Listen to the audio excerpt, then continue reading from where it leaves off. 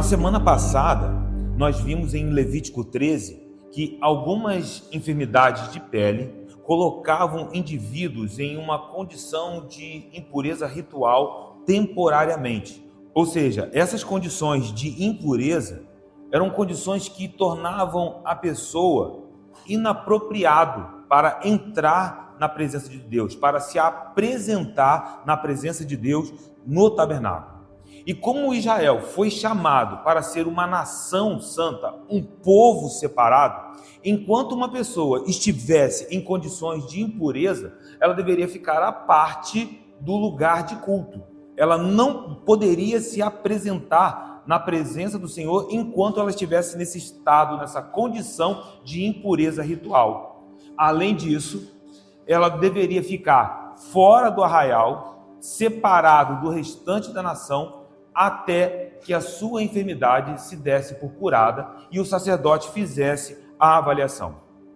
Uma investigação cuidadosa do texto nos mostrou na semana passada que precisamos ter um cuidado com o termo lepra.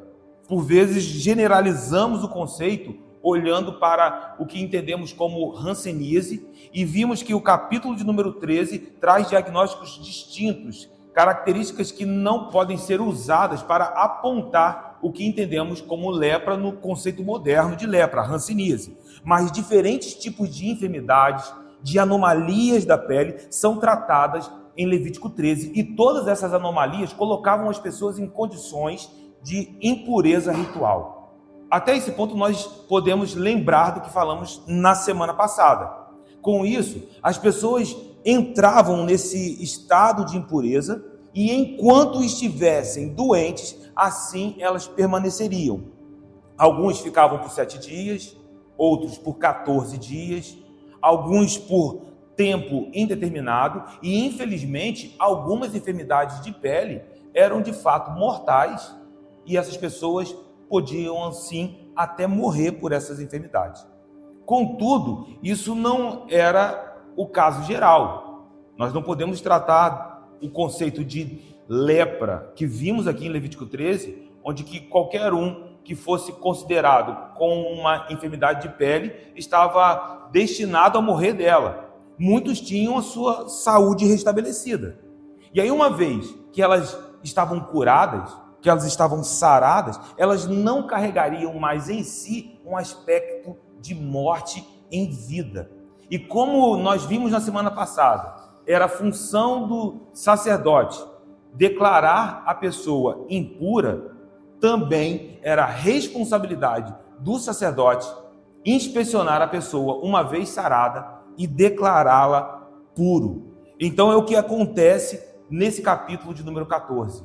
Nesse momento, uma vez sarada, essa pessoa seria declarada como pura e teria novamente acesso à presença de Deus. Isso faz desse capítulo uma porção muito preciosa, muito especial, porque nós entendemos que essa declaração era uma declaração que só podia ser feita pelo sacerdote. Quando nós olhamos para a nova aliança e fazemos um paralelo com essa nova aliança, nós entendemos que também um sumo sacerdote eterno é aquele que tem o direito, a autoridade e dignidade para declarar sobre as nossas vidas que nós somos puros. Somente Jesus, o nosso sumo sacerdote, pode fazer essa declaração sobre as nossas vidas.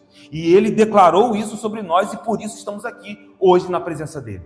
Esse capítulo de número 14 ele é muito precioso e ele traz alguns detalhes que nos ajudam a entender como se dava essa declaração e como esses princípios continuam, de certa maneira, vivos na maneira como Jesus está cuidando de nós, como Jesus trata os nossos corações e como ele transforma a nossa realidade, onde nós estávamos mortos em nossos próprios pecados, em um estado de impureza, e uma vez que ele morreu na cruz do Calvário, o seu sangue é suficiente para nos purificar de toda injustiça e perdoar todos os nossos pecados.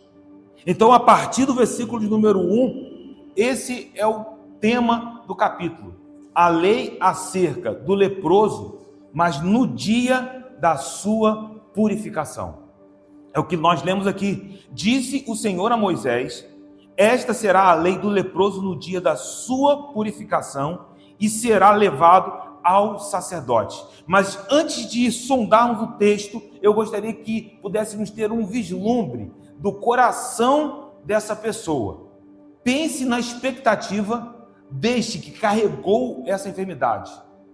Ele não podia assegurar de que aquela enfermidade duraria 7 dias, 14, ou talvez alguns já por tempo indeterminado. Nós falamos aqui de semana passada de enfermidades crônicas, e imagine a expectativa dessa pessoa, porque agora o que nós entendemos é que existe uma declaração que está sobre aquela pessoa. Ela está debaixo de uma sombra de separação de Deus. Ela está esperando o dia em que ela seria novamente restaurada. Então todos aqueles que estavam separados por causa de uma enfermidade de pele, carregavam em seu coração uma expectativa de restauração. E eu amo quando isso é dado a nós, porque nós também carregávamos isso fora de Cristo Jesus. Nós olhamos para este mundo e existe um clamor, e de maneira muito triste precisamos reconhecer que muitas pessoas estão clamando e nem sabem por que estão clamando, mas a alma geme por vida, porque estão mergulhados em morte. Então pense na expectativa dessa pessoa, porque para o povo de Israel isso se manifestava de maneira extremamente concreta, uma vez que uma enfermidade de pele era percebida e essa pessoa era declarada impura, ela estava fora do arraial, ela estava separada de Deus. Nós estávamos exatamente nessa condição e nós sequer sabíamos, mas quando ainda estávamos com os nossos olhos grudados, então Jesus nos amou e o Espírito da verdade que sopra sobre nós a revelação do Pai nos mostrou que a cruz tinha um propósito: nos tirar desse lugar e nos restaurar para estarmos diante da presença de Deus, não só nesses dias, mas para sempre. E que isso seja verdade sobre nós nessa noite. Uma expectativa estava no coração daquelas pessoas. E nós não podemos entrar dentro do capítulo número 14 sem sondarmos isso. Imagine acordar pela manhã, olhar e ver aquela enfermidade em si, e não ter uma expectativa, não ter uma esperança. Veja como que a tristeza podia se misturar com o clamor por cura, porque ela estava à parte. Não havia alegria, não havia esperança. A cada dia, enquanto aquela enfermidade estivesse sobre aquela pessoa, ela estava separada de Deus. Mas num determinado dia, num determinado momento, ela olharia para si e não veria a lepra, não veria aquela doença de pele. Então um fio de esperança surge. Agora há um raiar, porque o sacerdote seria chamado. E ela certamente deveria se perguntar: o que o sacerdote declarará ao meu respeito? Você pode entender agora como existe uma expectativa em nosso coração sobre as declarações de Jesus ao nosso respeito? O que Jesus está dizendo sobre nós? É exatamente isso que nos define. No Antigo Testamento, uma declaração do sumo sacerdote ou uma declaração de um sacerdote definia o estado de pureza ou impureza de alguém. E hoje, quando nós olhamos para o céu, nós temos um intercessor que está declarando sobre as nossas vidas, orando, intercedendo ao Pai, porque o sangue do Cordeiro é suficiente para transformar a nossa realidade. Existe uma declaração dos céus ao nosso respeito, e é nisso que eu me agarro, porque no meio das tempestades sempre se levantarão mentiras, tentando sugerir em nossas mentes, em nossos pensamentos, coisas que não são verdades ao nosso respeito, tentando nos deixar confusos, mas que as declarações de Cristo ao nosso respeito, o que a palavra de Deus diz ao nosso respeito, possa conduzir as nossas mentes, possa fazer com que estejamos alicerçados nas verdades eternas, porque Cristo é essa rocha. Então existia essa expectativa, e nós não podemos negligenciar essa expectativa, porque essa expectativa também existia nos nossos corações. Então esse indivíduo, é levado até o sacerdote, como nós lemos no versículo de número 2. Mas esse encontro não ocorre dentro do tabernáculo, não ocorre nos átrios do tabernáculo, nos limites do tabernáculo. Esse encontro sequer aconteceria nos limites do arraial. E isso chama a minha atenção de uma maneira muito intensa. Por quê? Porque a sequência do texto é emocionante. O versículo de número 3 diz: então este sairá fora do arraial. Este quem? O sacerdote.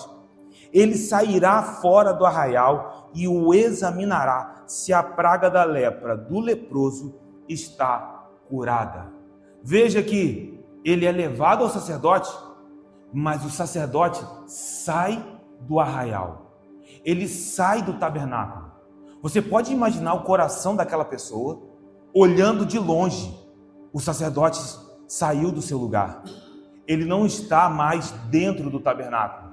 Ele não está mais no arraial, mas ele sai dos limites do arraial e ele vai em direção àquela pessoa. E há uma expectativa. Será que existiam incertezas, medos, dúvidas, preocupações? Porque nós estamos falando de dias, estamos falando de semanas, até meses. Em alguns casos, nós estamos falando de anos. E aí um dia, o sacerdote está vindo em sua direção. Quando eu li isso, o Espírito me mostrava que imagem vívida da obra de Jesus sobre nós. Porque o sumo sacerdote eterno, o nosso Jesus, ele deixou a sala do trono para vir em nossa direção. Ele deixou a sala do trono para ser pendurado numa cruz. Ele deixou o lugar santíssimo para vir até nós, até um mundo caído, até pessoas pecadoras. Ele veio em nossa direção quando não havia mais esperança alguma. Então, ao olhar para a cruz, eu descubro que a lepra espiritual seria o meu fim. Quando eu olho para a cruz, eu vejo que o sumo sacerdote deixou a sala do trono e foi até uma cruz para que eu e você pudéssemos estar restaurados nessa noite. Eu nunca poderia entrar na presença dele. Nós estaríamos fora do arraial para sempre.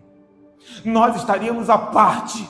Então eu posso ver esse sumo sacerdote bendito e eterno, que é santo, santo, santo, vindo em minha direção. E então eu tenho um fio de esperança.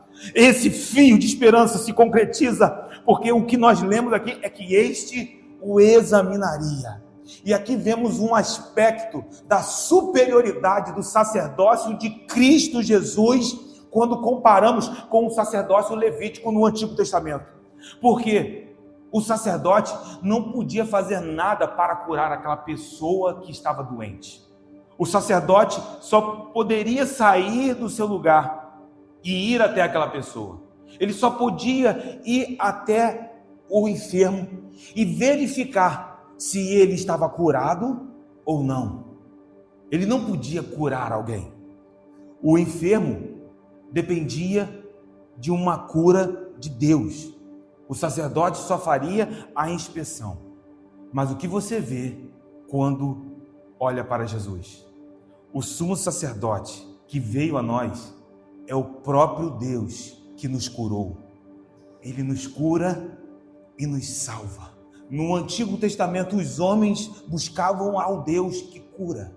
Eles buscavam ao Deus que restabelecia a saúde, que curava. Mas quando nós olhamos para o Novo Testamento, o Deus que cura habitou entre nós. E nós vimos, como João declara em seu Evangelho, João 1, versículo de número 14, e nós vimos a glória do unigênito do Pai, cheio de graça e de verdade. A praga da lepra está curada. Ele nos tocou e nós jamais seremos os mesmos. Nós não carregamos mais aspectos de morte, mas nós temos vida e vida com abundância. Receba, porque isso é graça, bondade e misericórdia. Veja a superioridade da obra de Cristo Jesus sobre as nossas vidas. Quando comparamos o sacerdócio levítico com o sacerdócio de Cristo Jesus, o sacerdote só poderia fazer uma inspeção, mas quando Jesus vem a nós, ele sabe o nosso estado, ele conhece as nossas chagas, ele sabe as nossas mazelas, e então, com um toque, ele transforma a nossa realidade, e por isso nós somos filhos de Deus, porque todos aqueles que creram, abram suas mãos, filhos, todos aqueles que creram, receberam o poder de serem feitos filhos de Deus. Então o versículo de número 4 prossegue: então o sacerdote ordenará que se tomem para aquele que se houver de purificar 2 aves vivas e limpas, e pau de cedro, e estofo carmesim, e hisopo. Note que uma vez sarado, algumas coisas são pedidas, são requisitadas. Enquanto doentes, eles carregavam morte em vida. Enquanto nós estávamos separados de Deus neste mundo, nós carregávamos morte em vida. Mas agora há uma transição da morte para a vida. É o que de fato Paulo declara em Colossenses 1,13. Porque ele nos libertou do império das trevas e nos transportou para o reino do Filho do seu amor. Mas eu gostaria de chamar a sua atenção. Note que o ritual de purificação não ocorre no tabernáculo, não ocorre dentro do arraial, mas o ritual de purificação acontece fora do arraial. Tudo começa à parte. Por que isso é tão importante? Porque ele não nos trouxe para dentro e nos purificou. Ele nos purificou e depois nos trouxe para dentro da família. Ele não nos encontrou em um estado de santidade ou de pureza. Nós estávamos perdidos e impuros, à parte. E é dentro desse lamaçal que ele gerou esse milagre em nossas vidas. Ele nos tirou de dentro do lamaçal. Ele transformou as nossas realidades quando nós ainda sequer éramos seu povo. Então, o que vai acontecer no capítulo de número 14 é exatamente a mesma realidade. O ritual de purificação começa fora do arraial. O sacerdote que vai ao encontro daquele que precisa ser purificado. E que você possa estar com os seus olhos em Cristo Jesus, porque essa é a mesma realidade que transformou as nossas vidas. Tragam 2 aves vivas e limpas. Guardem cada detalhe. Um pedaço de madeira de cedro, estofo carmesim e hisopo. Antes de entrarmos no lugar santíssimo, ele nos purificou vindo a nós, indo até onde nós estávamos realizando a sua obra.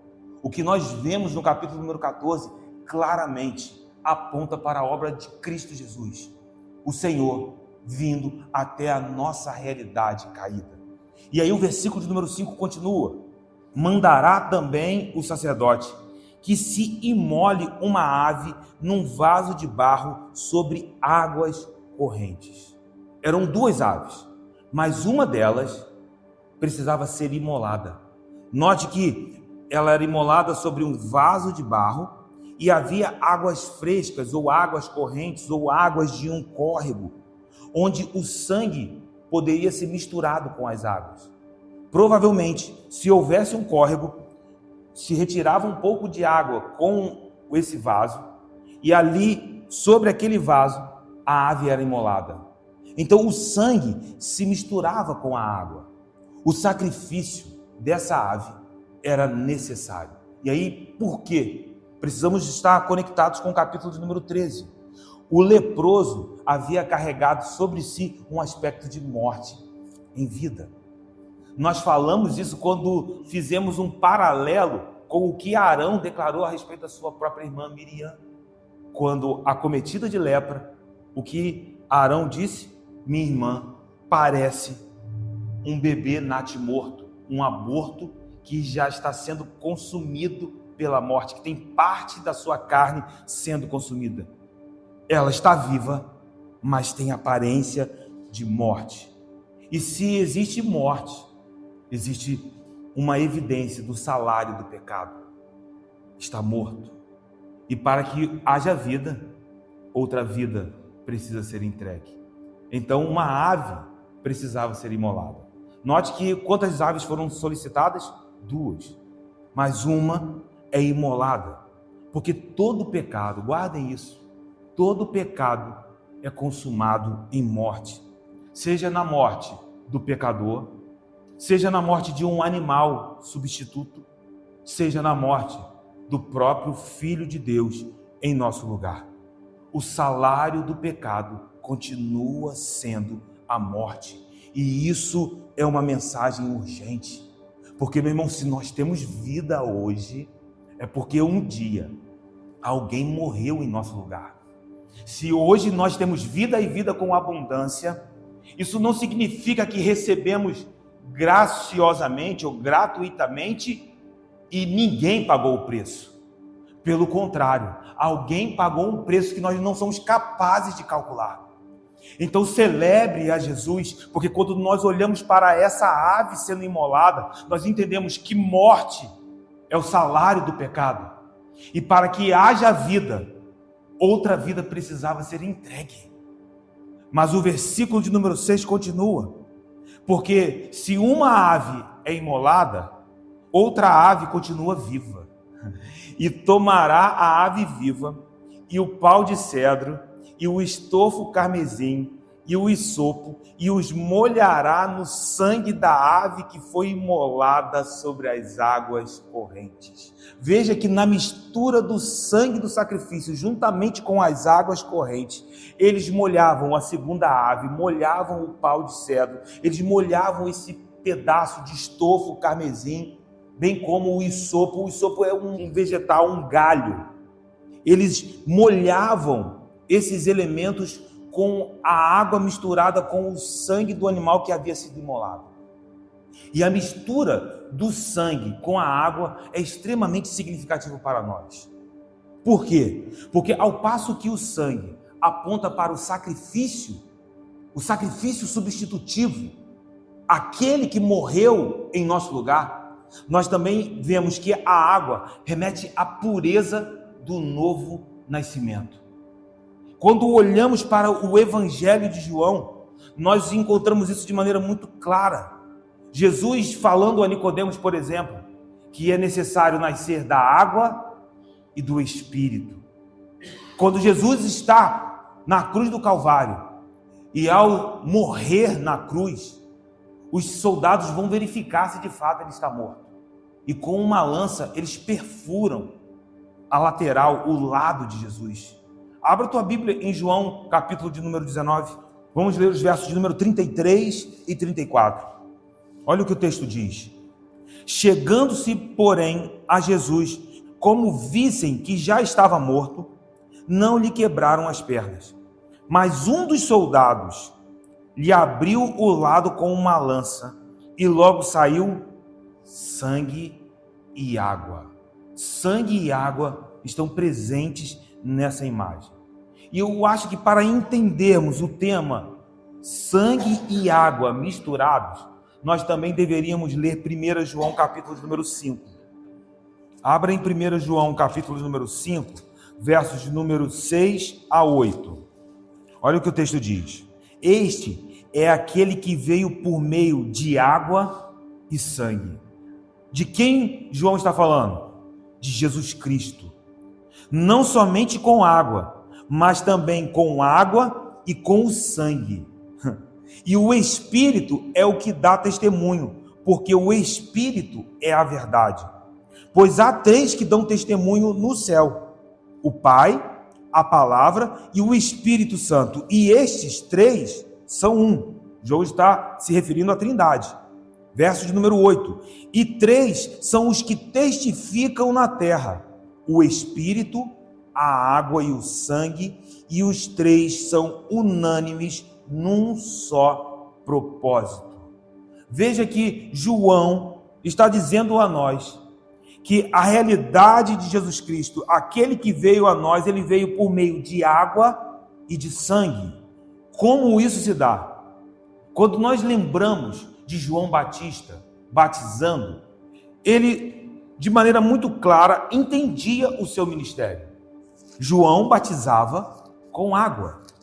E o seu batismo era um batismo de arrependimento. Se você olhar em João, capítulo de número 1, versos número 33, o próprio João Batista dá o seu testemunho. No versículo de número 33, ele diz: eu não o conhecia, está falando de Jesus. Aquele, porém, que me enviou a batizar com água, me disse: aquele sobre quem vires descer e pousar o Espírito, esse é o que batiza com o Espírito Santo. Então João Batista tinha clareza que o seu batismo não era um batismo com o Espírito, era um batismo com água, e Mateus 3,11 diz que é um batismo de arrependimento, mas viria alguém que batizaria com o Espírito Santo e com fogo. E guarde a imagem do Espírito, porque isso está conectado com a água. O próprio João Batista testemunhava sobre isso. Ele entendia sobre o seu ministério. Foi isso que Jesus falou a respeito de si mesmo quando estava com Nicodemos. Ainda em João, no capítulo número 3, se você for um pouco mais à frente na sua Bíblia, Jesus fala de um novo nascimento, e esse novo nascimento é se dado da seguinte maneira. João, capítulo número 3, verso de número 5. Respondeu Jesus: em verdade te digo, quem não nascer da água e do Espírito não pode entrar no reino dos céus. Preste atenção nas conexões. É necessário nascer da água e do Espírito. Mas quando o Espírito viria? O Espírito Santo só viria, essas águas, esses rios de águas vivas só fluiriam dentro desses nascidos de Deus quando Jesus fosse glorificado. Se você olhar no capítulo 7 de João, olha aí João 7, no versículo de número 37, o texto diz: no último dia, o grande dia da festa, levantou-se Jesus e exclamou: se alguém tem sede, venha a mim e beba. Quem crer em mim, como diz a Escritura, do seu interior fluirão rios de água viva. Mas olhe a nota de João, versículo de número 39. Isto ele disse com respeito ao Espírito que haviam de receber os que nele crescem, pois o Espírito até aquele momento não fora dado. Por quê? Porque Jesus não havia sido ainda glorificado. Mas o que Jesus diz a Nicodemos? É necessário nascer da água e do Espírito. A água estava presente. O batismo de João, arrependimento, confissão, contrição. Mas quando ele fala sobre essas águas vivas, João pode deixar claro para nós. Ele está falando do Espírito que ainda viria e só viria quando Jesus fosse glorificado. É por isso que quando você olha em João 16... no versículo de número 7, Jesus está tentando inculcar isso na mente dos seus discípulos. Ele está dizendo: mas eu vos digo a verdade, convém-vos que eu vá, porque se eu não for, o Consolador não virá para vós outros. O que ele está dizendo? Se eu não for, não haverá batismo com água e o Espírito. É preciso que eu vá, porque se eu for, o Espírito vem, o Consolador virá. E quando isso aconteceria? Quando Jesus fosse glorificado. Quando Jesus voltasse ao Pai. Enquanto ele não voltasse, o Espírito não seria enviado.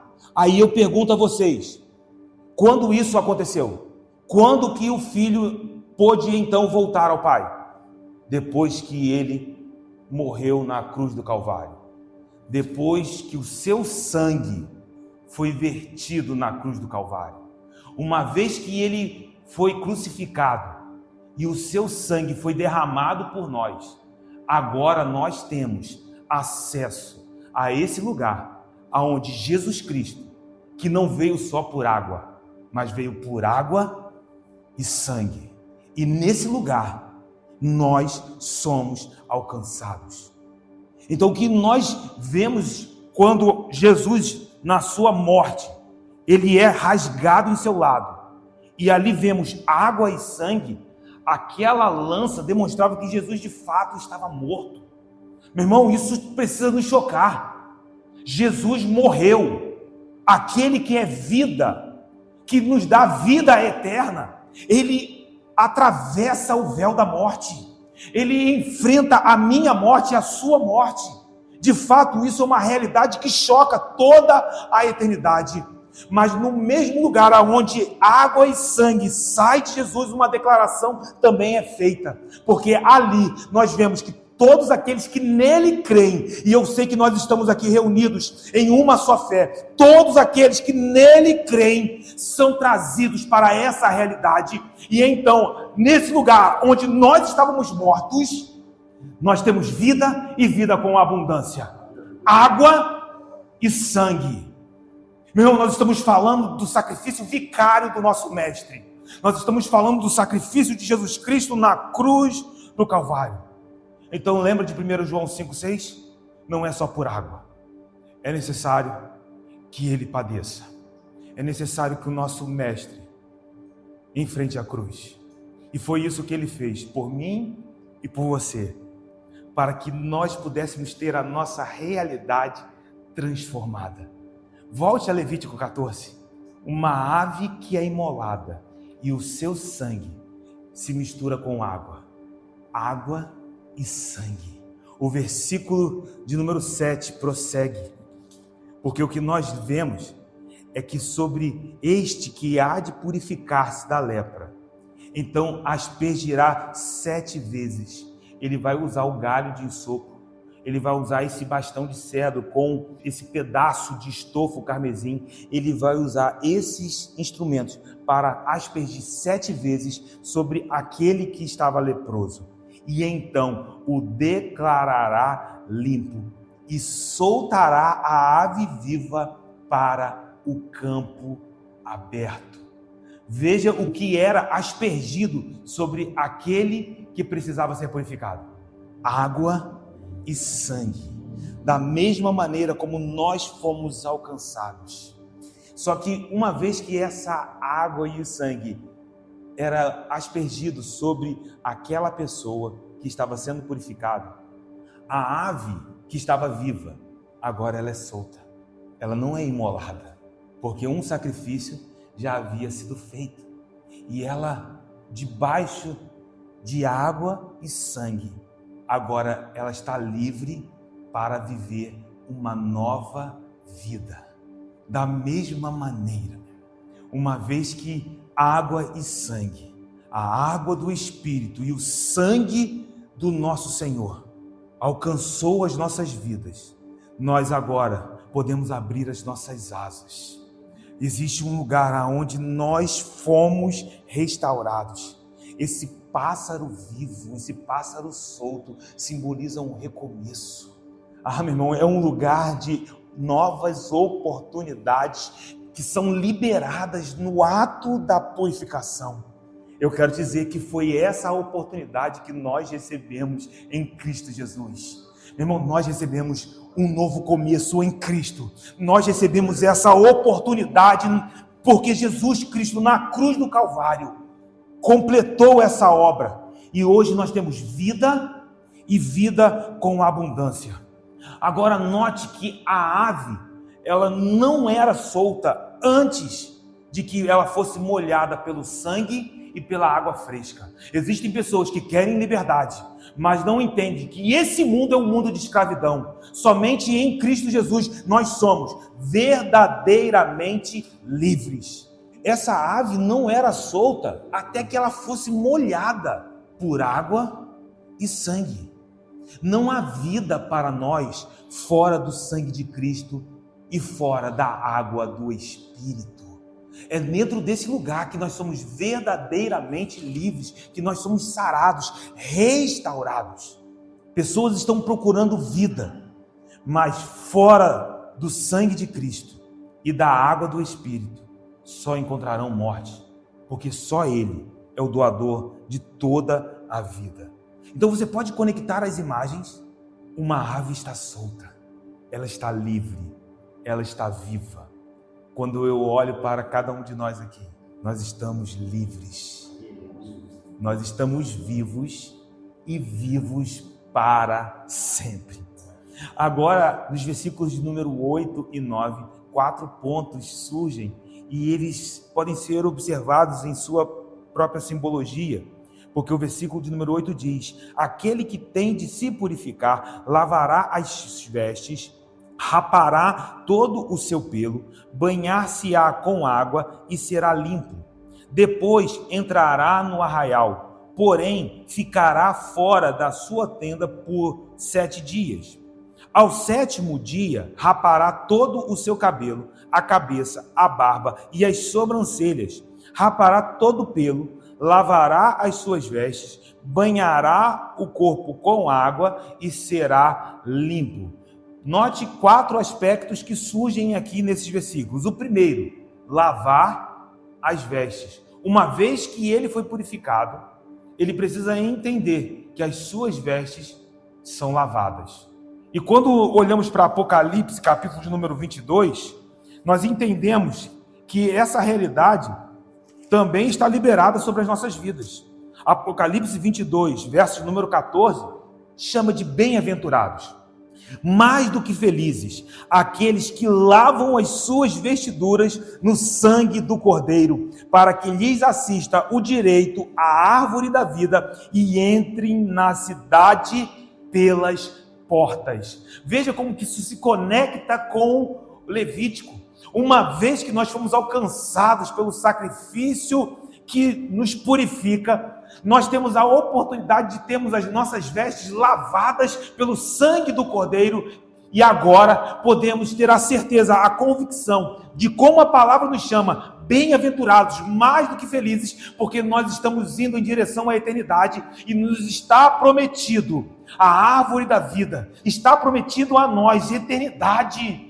Então nós estamos falando de salvação, nós estamos falando de um plano eterno, cujos primeiros frutos já estão liberados sobre as nossas vidas. Nós precisamos nos submeter ao sacrifício de Cristo, que lavou as nossas vestes, e agora nessa posição permanecer nele. Se você o aguarda, meu irmão, essa é a nossa esperança, e se nós temos essa esperança, isso transforma a nossa conduta, que as nossas vestes continuem alvas, que continuemos nos revestindo do novo homem, da nova criatura, porque isso está liberado sobre nós. Então estes que eram purificados também tinham vestes lavadas. Eles precisavam rapar os pelos do corpo, cabelo, barba, sobrancelhas. E essa é uma imagem que sugere o desembaraço com as coisas antigas. Eu não sei se eram 7 dias, 14 meses ou anos, mas uma vez que ela está nascendo de novo, ela não pode se embaraçar mais com as coisas da vida antiga. Agora há um novo lugar, uma nova vida para a liberdade.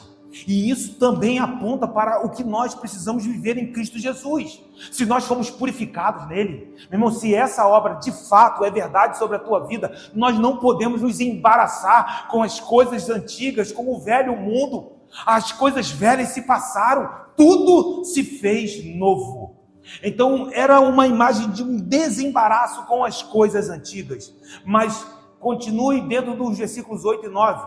Vestes lavadas, desembaraços com as coisas antigas.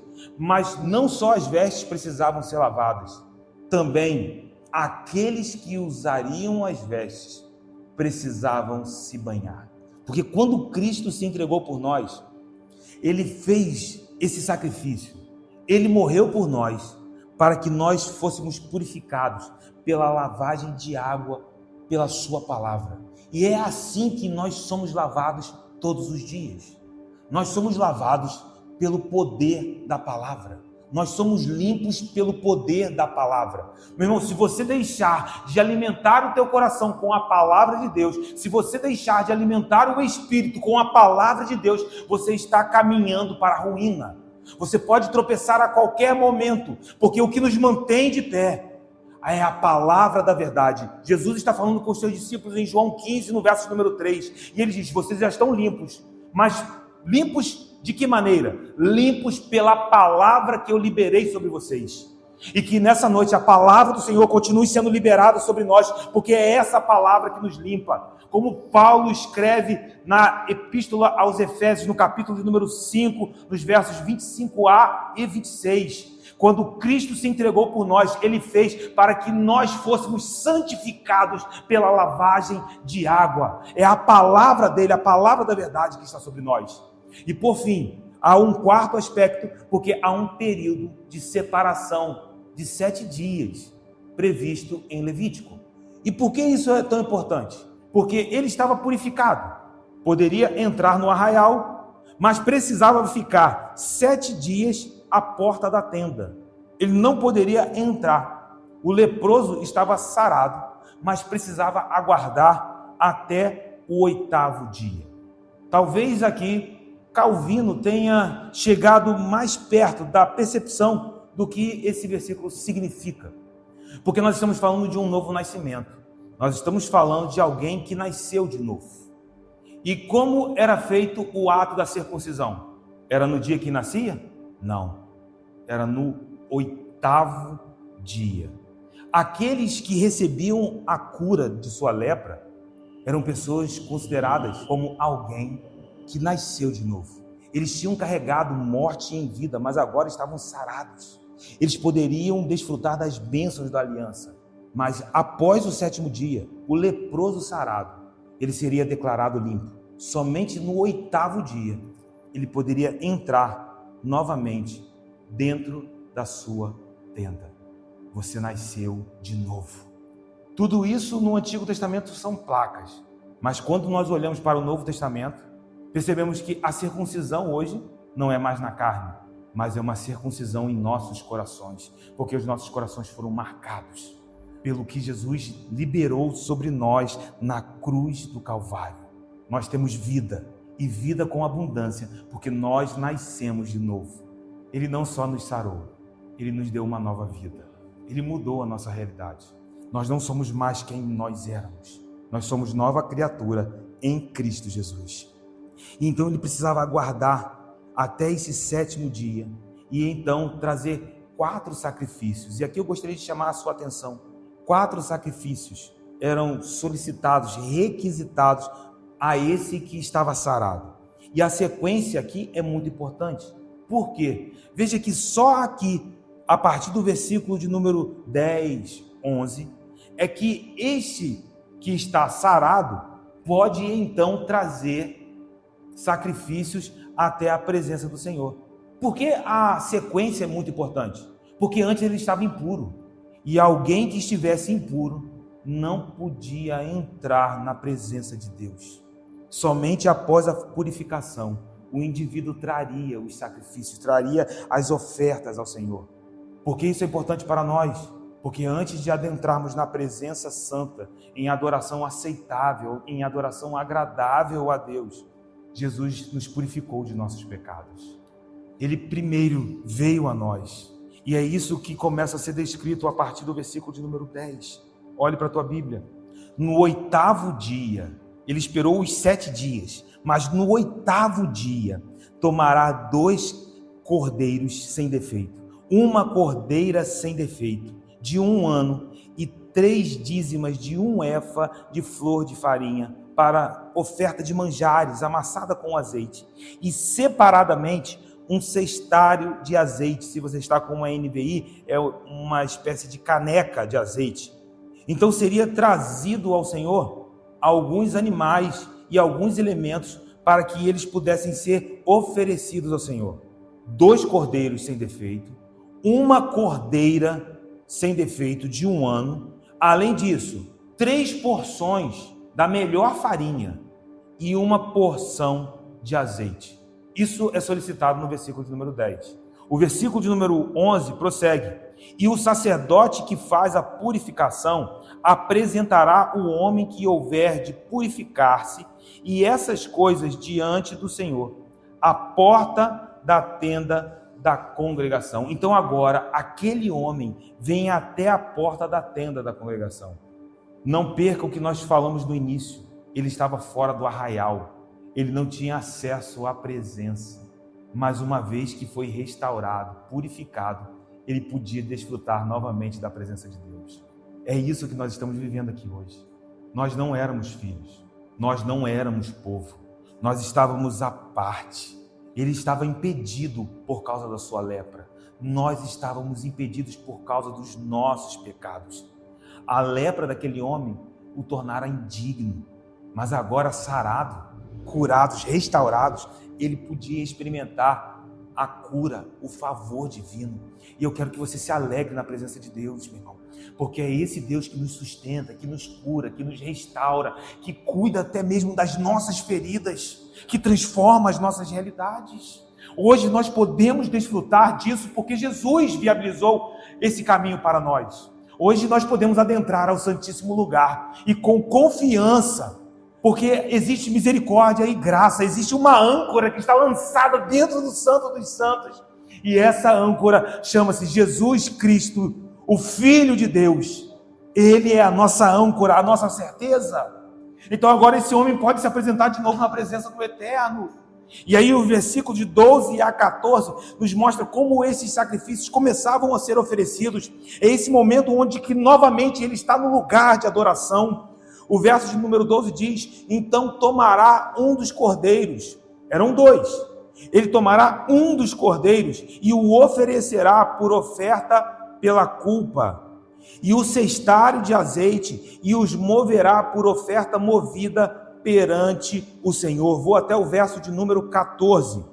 Então imolará o cordeiro, esse cordeiro que é pela culpa, a oferta pela culpa, no lugar em que se imola a oferta pelo pecado e o holocausto. Ele está falando do altar de bronze, no lugar santo, porque quer a oferta pela culpa, como a oferta pelo pecado, são para o sacerdote, são coisas santíssimas. Ele poderia dali retirar uma parte para o seu alimento. Nós já falamos disso em ministrações anteriores. Verso de número 14.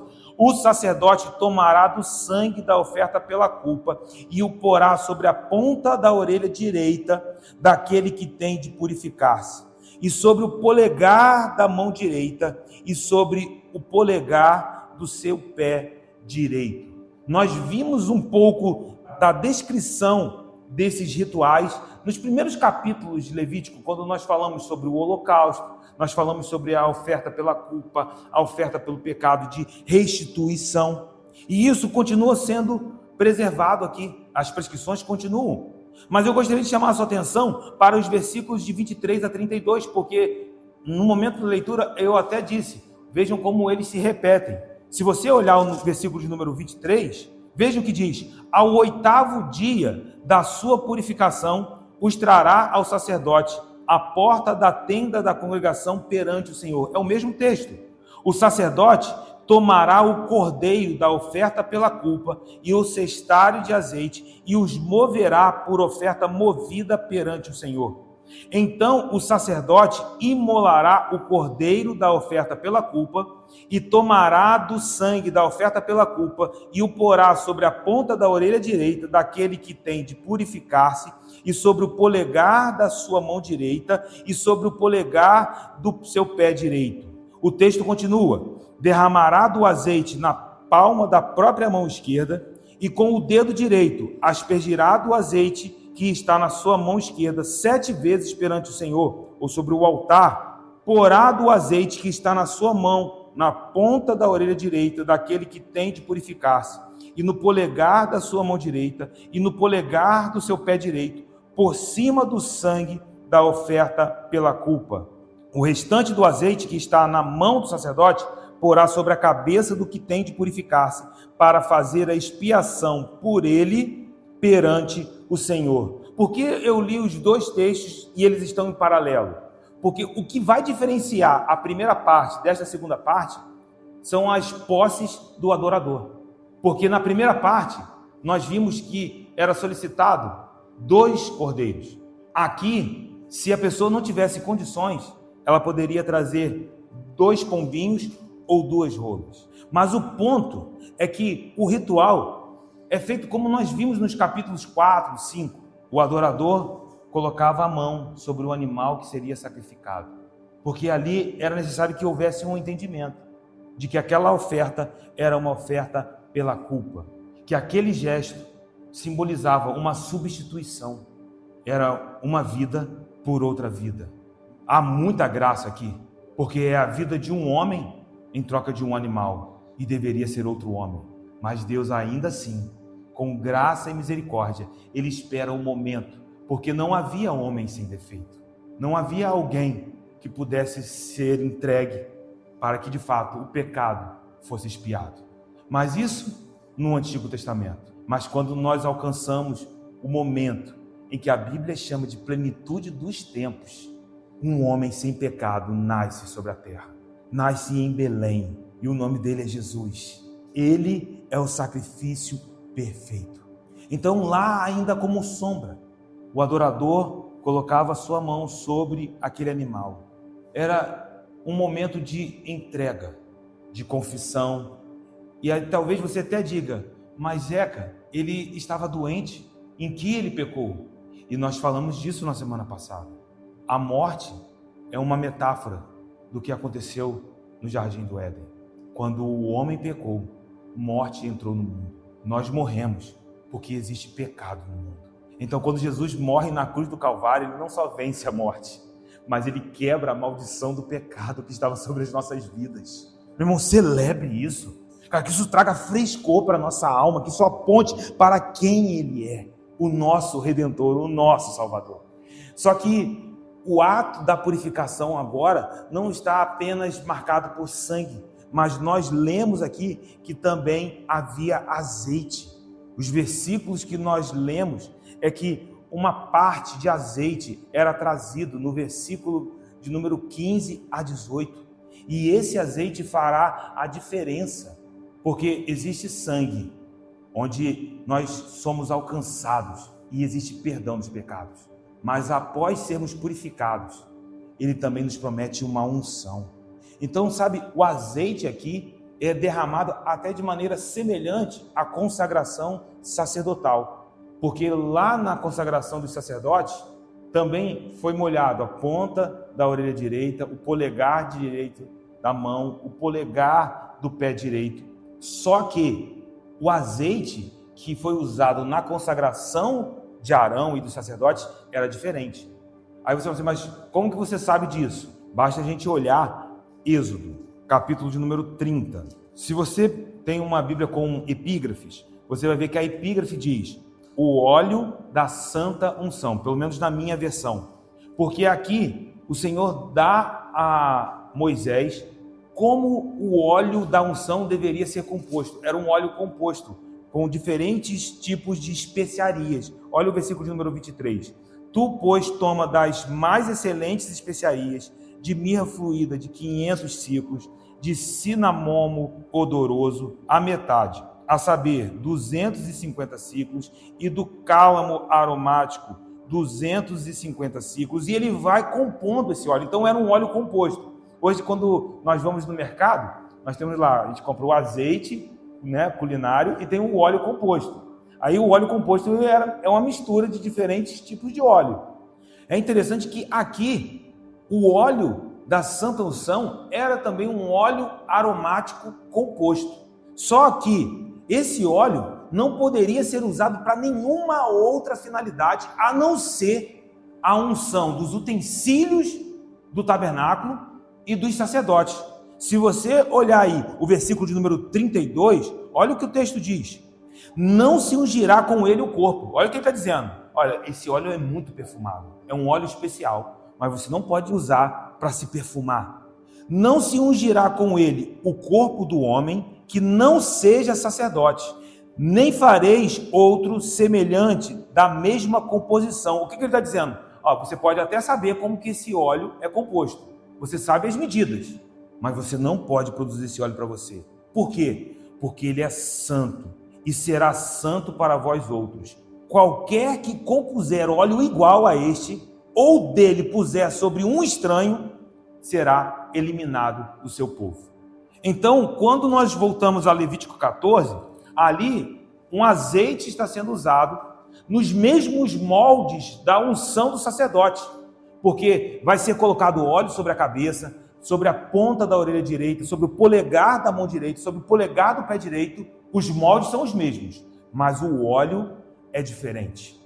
Deu para perceber? E isso fica de maneira muito clara quando nós lemos isso em Êxodo. Mas ainda assim, esse azeite tinha uma função especial. Por quê? porque ele simbolizava a dedicação de uma vida renovada, de uma nova vida ao Senhor. Novamente, a ordem aqui é extremamente significativa, porque, primeiro, o sangue que purifica, e uma vez purificado, existe uma promessa de unção, um azeite que traz a unção. A unção não é derramada antes do arrependimento. Meu irmão, muitas pessoas estão buscando a unção, mas a unção não vem antes da contrição. A unção não vem antes da confissão. É necessário rasgar os corações, é necessário nos prostrarmos diante dele. E onde há arrependimento e há contrição, nesse lugar os céus são abertos sobre nós. E se existe perdão, se existe um lugar de aceitação na presença de Deus, ele também nos diz: eu derramarei da minha unção sobre os meus. Mas isso é importante, a ordem é extremamente significativa. Não é azeite e depois sangue. Não é unção e depois arrependimento. Às vezes as pessoas estão pensando: eu preciso primeiro do movimento, eu preciso da unção para encontrar o caminho do arrependimento. Não é esse o caminho da cruz. Primeiro, negue-se a si mesmo, tome a sua cruz, siga o Mestre. E aí, nesse lugar onde nós entendemos que existe um sacrifício, onde Ele morreu em nosso lugar, e nós confessamos que Ele é Senhor sobre nós, meu irmão, existe uma unção de avanço. É esse lugar onde que nós precisamos construir as nossas vidas. É nessa promessa, porque se Ele promete, Ele é fiel para cumprir. Isso não mudou, isso não é apenas algo do Antigo Testamento, mas está reservado para nós, em nossa geração. Então o texto continua em Levítico capítulo de número 14. Se nós lermos aqui os versículos de número 17 em diante, do restante do azeite que está na mão, o sacerdote porá sobre a ponta da orelha direita daquele que tem de purificar-se, e sobre o polegar da sua mão direita, e sobre o polegar do seu pé direito, em cima do sangue da oferta pela culpa. É sobre o sangue. Primeiro é o sangue que nos lava, o sangue de Cristo que nos purifica, e então estamos posicionados para receber a unção do Senhor. Versículo de número 18, o restante do azeite que está na mão do sacerdote, veja que ele não usou todo o azeite para o altar, e para a orelha, e para os polegares da mão e do pé direito. Sobrou azeite. Então, o restante do azeite que está na mão do sacerdote, pô-lo-á sobre a cabeça daquele que tem de purificar-se. Assim, o sacerdote fará a expiação por ele perante o Senhor. Então, o azeite sobre as nossas cabeças. No lugar onde nós somos alcançados pelo sacrifício de Cristo na cruz do Calvário, nós também temos a promessa de uma unção do Espírito sobre nós, que possamos caminhar no poder do Espírito, que possamos caminhar debaixo dessa realidade. O verso de número 19 prossegue: então o sacerdote fará a oferta pelo pecado e fará a expiação por aquele que tem de purificar-se da sua imundícia, e depois imolará o holocausto. Guarde aqui o texto. Veja que primeiro é uma oferta pela culpa. Depois dessa oferta de purificação, então um holocausto é oferecido. O primeiro capítulo de Levítico que nós estudamos aqui. O que é o holocausto? Uma oferta onde Deus declara que nós somos aceitos na presença dele. Meu irmão, essa declaração é crucial no capítulo de número 14. Nós iniciamos esse capítulo com alguém que estava fora do arraial. Nós iniciamos esse capítulo com alguém que não tinha esperança, que acordava todos os dias e olhava para a sua pele e se via impuro. Ninguém podia fazer nada. Ele estava perdido. Mas uma vez que a cura o alcançou, e o sacerdote então pode declarar que ele está puro, purificado, ele traz a sua oferta por purificação, mas também traz um holocausto. E o que é dito nesse lugar? Você é aceito diante de Deus. Meu irmão, nós somos aceitos na presença dele.